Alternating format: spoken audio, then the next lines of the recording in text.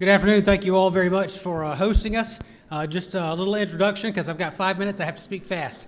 I am a lifelong educator in Georgia, retired after 30 years. I taught high school English, was high school assistant principal and principal, curriculum director, superintendent for a local school district, and I was the director of career and technical education for the state and was state school superintendent for a term.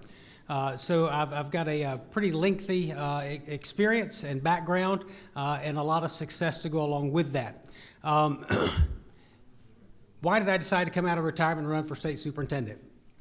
One of the biggest issues for me is my grandchildren are now starting school. They began private school. I jumped ahead of myself. They began school this past year when my oldest grandson entered preschool. And my daughter's made the decision to put him in private school. And the reason that she decided to do that was when our school enrollment form came home, and for the gender for the child, it said male, female, or other. And she said, I will not send my children to school to be indoctrinated into this type of thinking. So there are a lot of issues along the lines of what's going on from the left. And quite frankly, I think you all would agree with me that our public school system has gone woke. I was local school superintendent in 2016 when every school superintendent in this country received a letter from the Office of Civil Rights under the Obama administration. That letter told us that we were required as superintendents to allow boys and girls to use whatever bathroom they wanted to based on whatever gender they identified with. I received that on a Friday.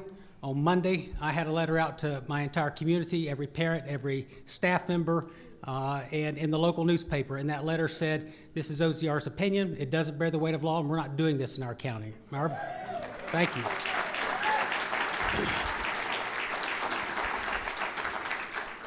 And we need that kind of leadership now more than ever as these issues continue to come to the forefront in our school systems.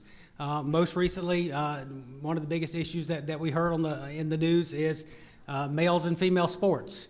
That is an issue that people like to pass back and forth in the state of Georgia on who's going to make that call.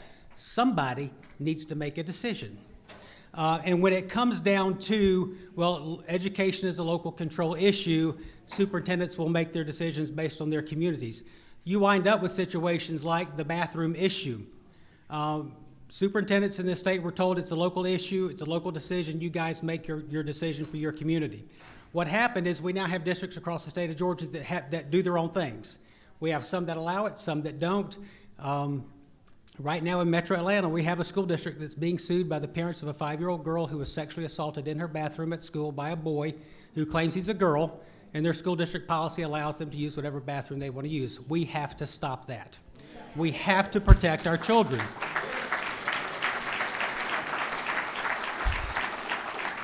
And the same thing goes for the males and the female sports. The issue of Georgia High School Athletic Association governs sports, high school sports in Georgia. It's not a Department of Education issue.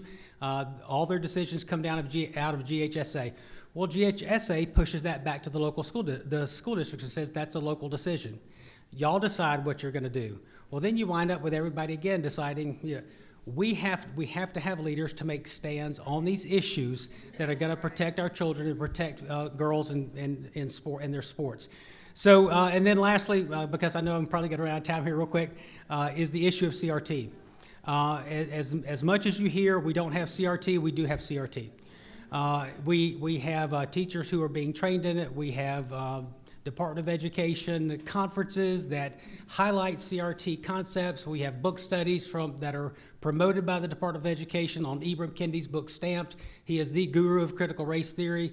They have a book study recommended on Dr. Bettina Love's book where she says that white teachers are wearing white vision goggles and spirit murdering children who are black and brown in their classrooms every day because of their inherent white supremacy that they carry with them. So, guys, all of these issues, we need a leader who can stand up, who will stand up, who has a history of standing up, even when it's difficult, to do the right things for children. So we do have a website, johnbargega.com. Would appreciate your support. Thank you very much.